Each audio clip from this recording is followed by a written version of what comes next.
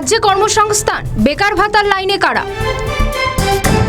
সারা দেশে আমরা বেকারত্বের স্থান 40% কমিয়েছি। সারা দেশে আমরা বেকারত্বের স্থান 40% কমিয়েছি।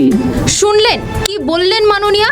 তৃণমূলের আমলে নাকি 40% বেকারত্ব কমেছে, কিন্তু বর্তমান পরিস্থিতির চিত্র বলছে অন্যরকম।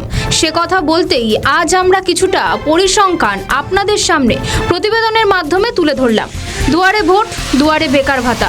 কেন বলছি দুয়ারে ভাতা? কারণ রাজ্য সরকারের তরফ থেকে যুবসাথী প্রকল্প চালু করা হয়েছে।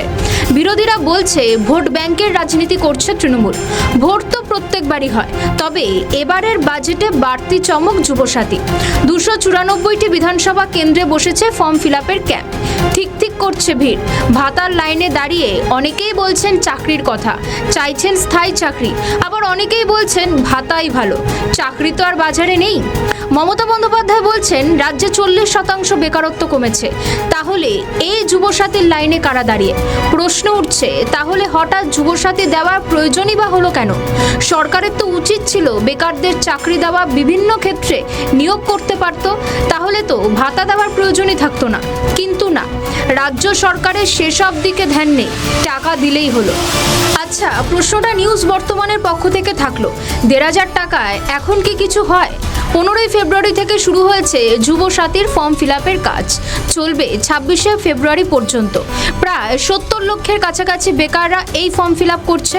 আর মমতা বন্দ্যোপাধ্যায় বলছেন 40% বেকারত্ব কমেছে। কি বলেছেন আরও একবার শুনুন। সারা দেশে আমরা বেকারত্বের স্থান 40% কমিয়েছি। রাজ্যের তরুণ সমাজকে কেন্দ্র করে আলোচনার কেন্দ্রে উঠে এসেছে যুবসাথী। মনে পড়ছে কয়েক বছর আগে যুবশ্রী প্রকল্পের কথা।